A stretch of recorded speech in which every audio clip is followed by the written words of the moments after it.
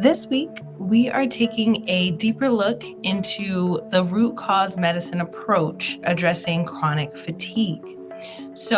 Chronic fatigue is a condition that can be quite complex and difficult to manage and support patients with chronic fatigue. So, we wanted to choose a topic that would be pretty relevant and prevalent for your patient population. So let's take a look at some deeper reasons as to why we chose this topic. Let's take a look at our first image of the night, where we can talk about the prevalence of chronic fatigue. Now, chronic fatigue actually impacts quite a few Americans, anywhere from 800,000 to 2.5 million. Now, this number of patients that are experiencing symptoms of chronic fatigue syndrome more than the population of the following states: Alaska, Vermont, and Wyoming. So, just take a moment to think about the number of people that are affected by this debilitating condition. We also want to point out that the prevalence by gender is pretty stark. For every 100,000 women and 100,000 cases, more women are diagnosed with chronic fatigue syndrome than men. When we look at the economic impact of this condition, it costs our economy billions of dollars every year. And unlike normal fatigue, chronic fatigue syndrome does not get better with rest. And oftentimes it requires a deeper look into the root of that patient's condition. Like I said, chronic fatigue is more than just feeling tired. It significantly can impact your patient's daily life. Let's take a look at the next image that will help us see all of the different ways in which chronic fatigue can impact. So patients can present with a variety of symptoms. Let's start from the head and work our way down. So they could oftentimes, patients with chronic fatigue syndrome present with difficulty with thinking, information processing, cognition, memory, and concentration. Often, interestingly enough, they'll have a sore throat, may often have difficulty breathing or some breathing challenges. Interestingly enough, with the cardiac system and the circulatory system, it can impact the vagus nerve. You may recall that the vagus nerve innervates many different organs, but does play a role in our heart rate as well as our breath rate as well. And so chronic fatigue syndrome can impact that as well. It can lead to GI issues, renal or kidney issues, and oftentimes one of the most common complaints associated with chronic fatigue syndrome is joint pain. So often joint pain, muscle pain, and the onset of fatigue often after exertion or stressful situations. Chronic fatigue is not a standalone condition. Instead, it's a symptom of a deeper imbalance in the body. It's so interesting that you pulled up those statistics, because I think in the functional medicine space, it's higher than that. Yes. I think the majority of our patients have chronic fatigue syndrome as part of their symptomology, right? So it's slightly skewed in the functional medicine space, I think, because we deal with more of those complex issues. And so many more of our patients are dealing with chronic fatigue because they're not being helped by their other doctors. Exactly. A lot of times it's medications being thrown at them, antidepressants, anti-anxiety medications, right? And they're trying to figure it out. So that's why they're coming to us. So I'm really excited about this talk today. So let's take a look at this next picture. This picture is from the International Journal of Molecular Sciences, from a study that was published in 2024. And it looked at coenzyme Q supplementation, or CoQ10, and how supplementing that nutrient can support mitochondrial dysfunction. And so when our mitochondria are impaired, the energy that our body is able to produce is decreased, and that leads to widespread fatigue. Oftentimes, patients will present with brain fog as well and muscle weakness. So this image is really great because it highlights the many different ways that mitochondrial dysfunction can show up in a patient. So let's start on the left and kind of work our way around. A patient with mitochondrial dysfunction can show up with skeletal or musculoskeletal issues. So, oftentimes, that's going to look like post exertional fatigue, myalgia, joint pain. When it comes to the heart, oftentimes patients with chronic fatigue syndrome will actually have tachycardia. They'll have orthostatic intolerance. So they're going to be one of those patients that find that they can't stand up too quickly or get up too quickly without feeling dizzy. Hypotension and dizziness as well. Now, the symptoms around the brain and how mitochondrial dysfunction can impact the brain are really interesting. Keep these in mind when thinking about patients that are presenting with chronic fatigue syndrome and unrefreshing sleep. If you have patients that tell you, I can sleep for 10 hours and still wake up tired, that should key you into supporting the mitochondria. Anxiety and depression, so many mental health conditions can be associated with mitochondrial dysfunction, as well as brain fog, headaches, and inability to manage their temperature well. Of course, GI symptoms are involved with mitochondrial dysfunction. So, again, when patients are presenting with GI concerns, you want to include something in your protocol to support the mitochondria. And same for the immune cells as well. If our mitochondria are being damaged, they are likely to lead to difficulties defending ourselves against pathogens. Now, secondary mitochondrial dysfunction can occur again when I was saying that some patients can be exposed to different toxins or environmental factors that can disrupt the mitochondria. Oftentimes, those are secondary causes of that dysfunction. And so those factors can include a viral infection. You oftentimes will see post-viral fatigue syndrome in patients who are just recovering from an illness, toxin exposure, environmental stressors, as well as gut dysbiosis, and many more. So take a moment to think about how many patients you see per week with these issues and complaints. I mean, it's only Wednesday, and I can think of a number of patients that presented to my clinic who had those very same things: obvious nutrient deficiencies, gut issues, and fatigue. So there are a lot of instances that can indicate that we should support the mitochondria.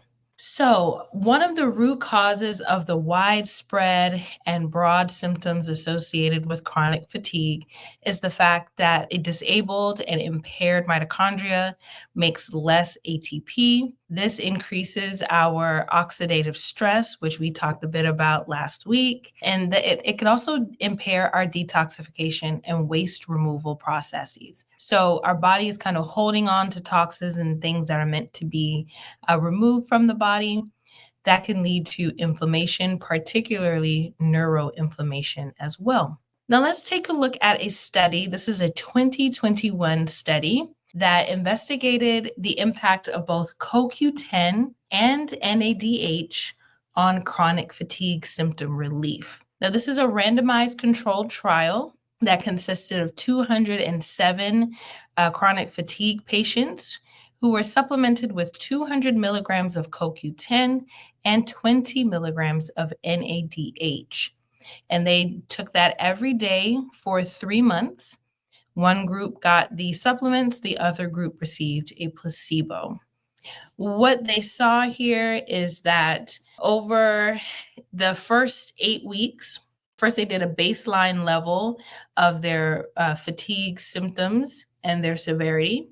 Then they measured it at 8 weeks and again at 4 weeks after treatment. And what they found is that there was a significant improvement in their perception of fatigue, the health-related quality of life, and their sleep quality. Now, as we've talked about today, there are a number of causes of secondary mitochondrial dysfunction.